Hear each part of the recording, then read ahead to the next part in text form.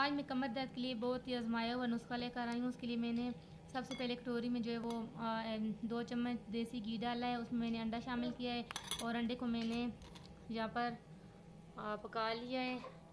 इसके बाद इसमें मैं 1 चम्मच जो है वो चीनी शामिल कर दूँगी।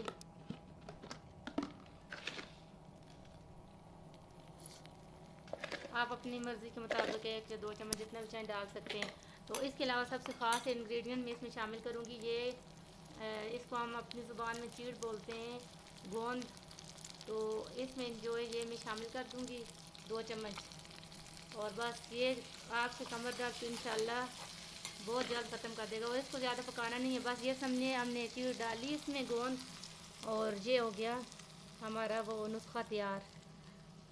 इसको हमने जो है वो गोंद को क्या किया था, सही तरह ग्राइंड कर लिया था।